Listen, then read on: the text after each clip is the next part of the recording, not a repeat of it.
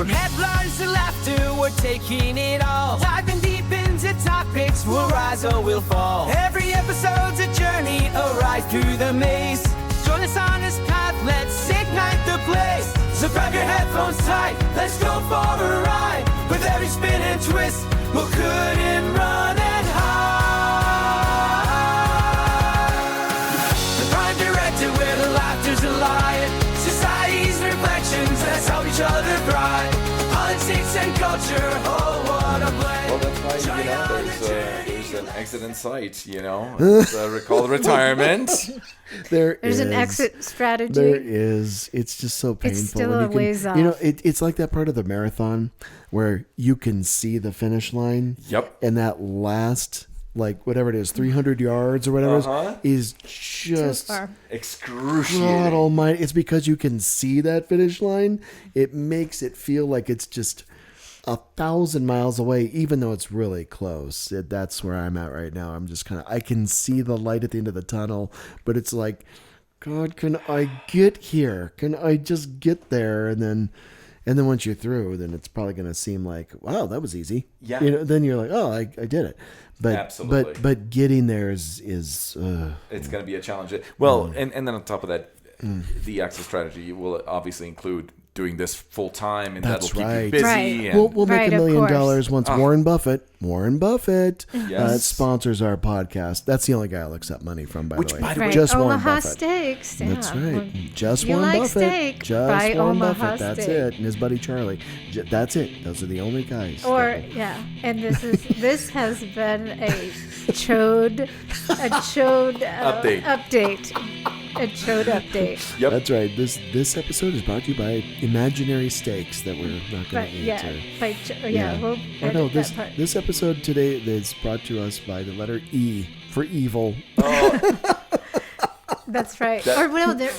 What was it? There's a condition E or something that a psychologist proposed. E for evil. You can have the predisposition towards evil, and it's literally some kind of thing they called E. It'd be nice if for this podcast too, you put Dr. Evil's picture on the podcast. Put his head right there. I don't do that. Oh, I she don't doesn't put do that. pictures on podcasts. Okay. It just doesn't. The podcast has no visual element. I know. We're a lean ship. In fact, talking about streaming and things like that, we're a ways off from figuring that out. But that's why we're authentic. That's why we do. It's true. Right. Yeah, we're so authentic. We are authentic. You know what I think we should segue into?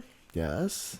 I'm excited. Video games. Whoa. Wow. Yeah, okay. I think that might be the incel community just perked up. I just think you mentioned it's a multi-generational thing. It's a societal. You mentioned that I'm even on a game, a little handheld, game that's Clash of Clans. Yeah, Clash. Well, I wouldn't know if I should say it or not. Do it. Yeah, that's we clash. Liesl and I what's clashed hysterical for years. about it is I used to use the fact that I lead a clan as an example in my organizational leadership class, because I would talk about the styles of leadership communication, and they're basically were researched by these researchers that had a group of kids in a YMCA, and they looked at different ways leadership communication could be used on a group of students to lead a little creative project. In this case,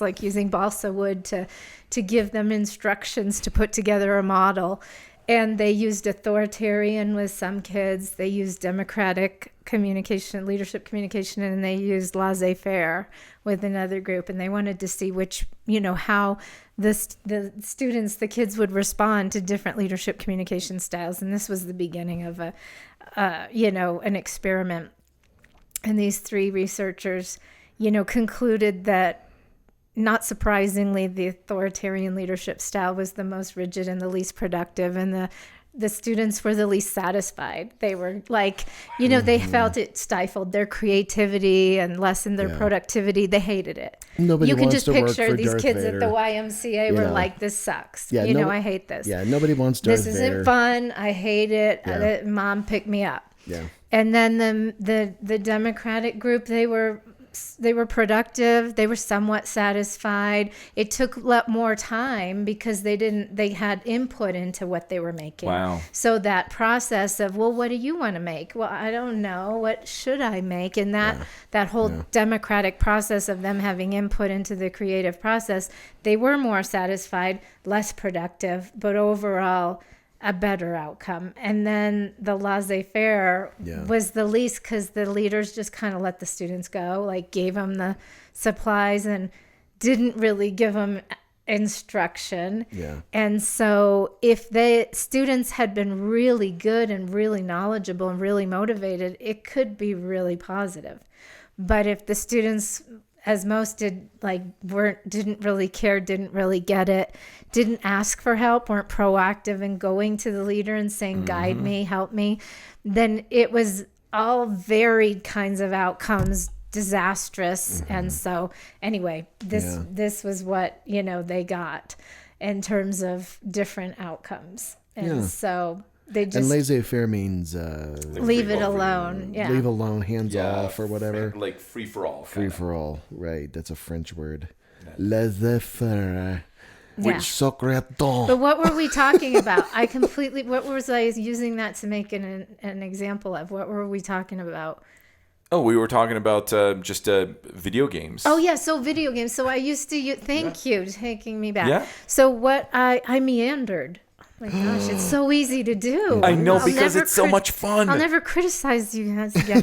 But no, so I used I'm to holding use... you to that. You heard it. It's on tape. I used to use this as an example when I would teach, the leadership communication styles, how in the Clash of Clans clan that I lead, I started out as an early clan leader, so authoritarian, just like, oh, these are the rules of our clan. We kicked out all kinds of people. Yeah, if you don't abide. We kicked out all kinds of people of the clan. If you, follow the rules, we've got them posted. If you join our clan, you have to do this. And everything was super hands-on. I was a super hands-on leader and involved in every decision-making process.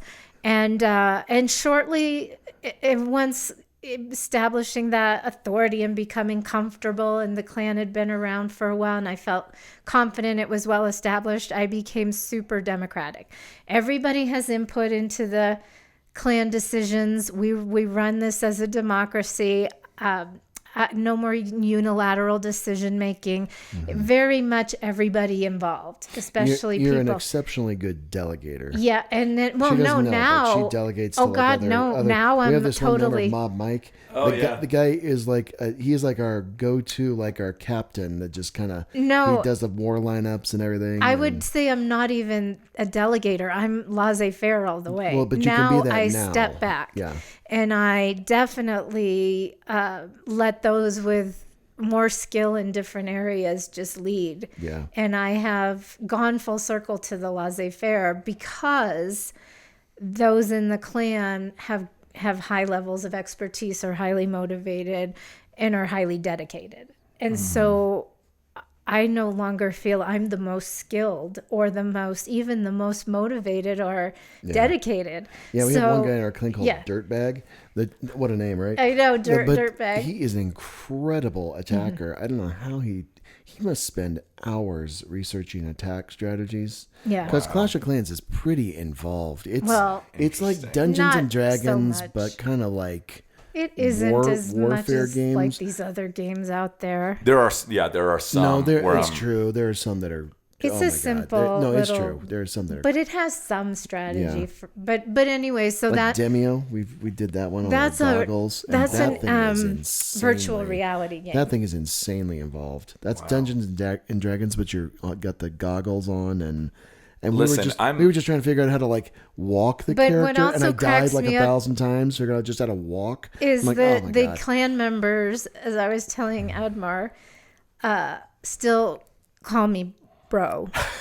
And, That's my favorite part. I know. And they're like, oh, bro, that was a good attack. And I still respond, because what's the point of pointing out that a 50-some-odd-year woman is their clan leader? I mean, Hey, why shout break out, their dude. hearts? If our clan ends up watching our I know, podcast, but shout out to all our clan mates. Yes. Leave comments down there. Mike, if you're going I to watch know, it. but why leave a- break their hearts that their clan leader's not one of the fellas? And Oh, I don't think they care about that. I think they know now. I mean, we've been together for how many years? Like we 10 have years? been together with the clan and Clash of Clans longer than like some people have been like married. We've been Remarkable. our clan that's- has been it's married. like, We've been with these guys and gals for like 10 years. Yeah, 10, 12 years for some of them, Yeah, which same is astonishing. steady membership with the core group. Yeah.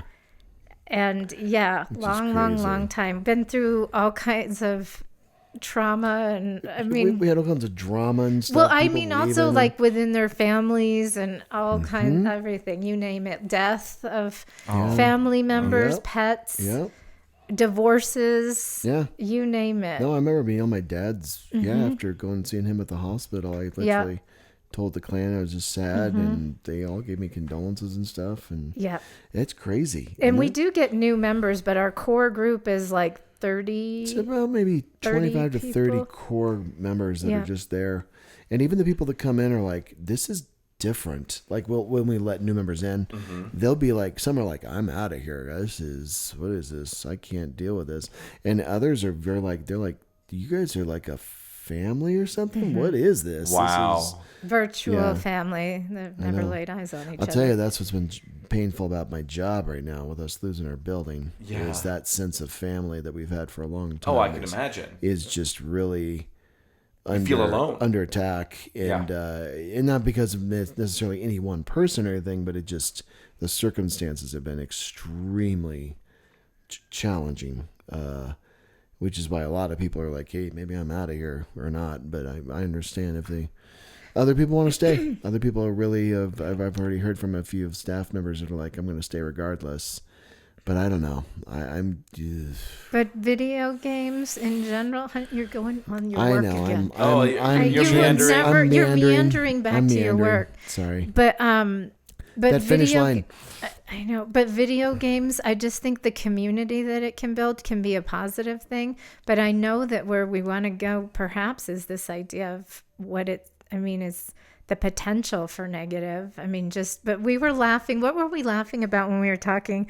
You're saying, oh, I know the young men and the youth is just lost in video games and porn in their parents' basement. And I'm like, oh yeah. I mean, like when I met you, Eric, and you were lost in video games and porn in your parents' basement. Ouch. I mean, and then look at you now. Look at me now. I'm a podcaster. I know. Look at you now. AI knows who you are. Oh my god. But you know. Oh my god. I don't know. I mean, I think in a way, I played tons of video games are just not so much lately. Positive. Lately they are. I can see the potential for positive. It's just that I've definitely got away from them over the years because they are so time consuming. To be good? And to get good. And I don't want to suck. I don't want to be the guy who's like dying every 5 seconds, in a game. I want to be able to get through there. I suck at standard video games. Not good. I don't have. Well, you're good at Sims. You do the Sims world. That is not. That's a video game. It's no. a virtual world. I mean, no.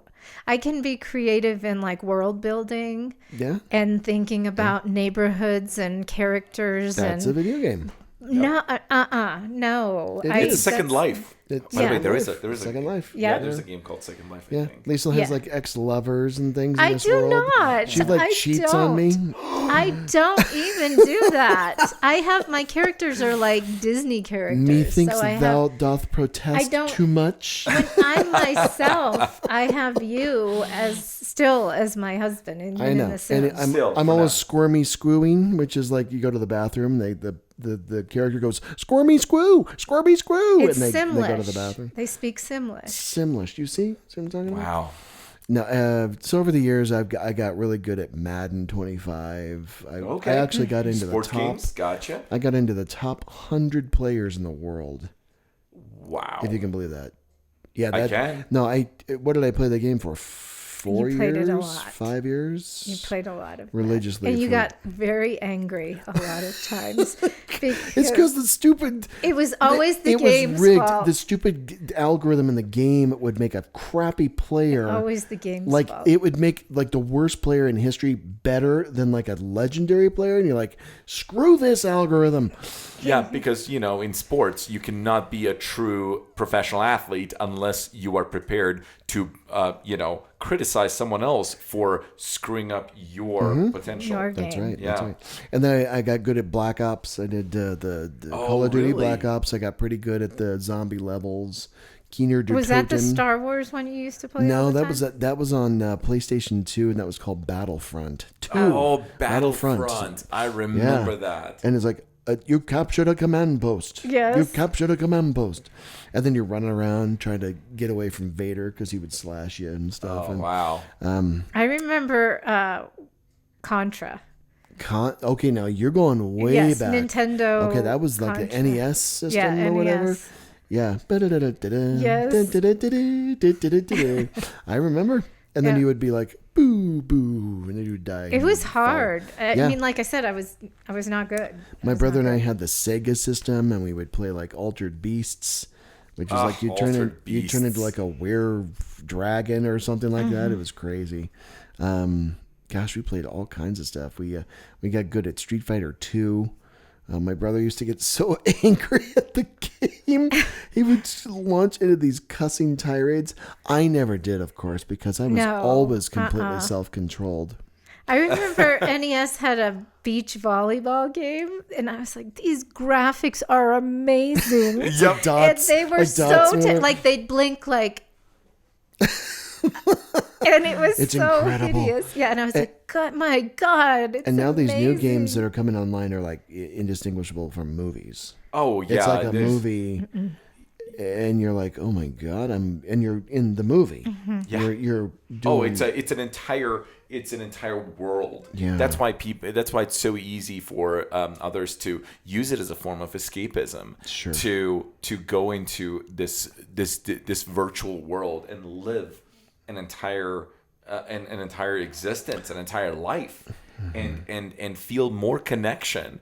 And it's interesting in talking about positives and negatives with video games. I feel like one of the negatives is that the same people who feel comfortable developing these interconnections with others would feel very uncomfortable, or possibly feel very uncomfortable doing it in a real life scenario where they have to interact with other humans in real life. Yeah. Because there is no more wall. So it's no longer something Right. you can just simply click out of, leave. Right. You have to go through this uncomfortable sense of, well, I need to interact with this person with something other than just talking about the video game. It's a real person, And they've got struggles and they've got Yeah. opinions. Yeah, and it's unlimited choices, and Exactly. there's a lot of ugliness things can go a lot of different ways. Yep. And there's not a cheat code that you can't go A, B, B, A, up, down, start, left, And right, select. reset. If you don't like it, just press a reset button. So Yeah. you have to sit with that uncomfortable.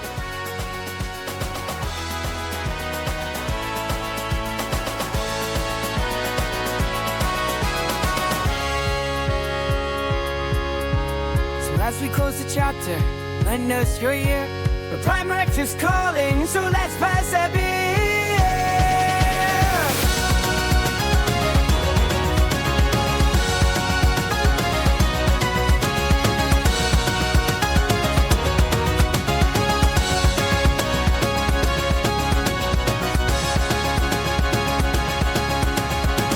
The Prime Directive, where the laughter's alive. Society's reflections, let's help each other thrive. Politics and culture, oh.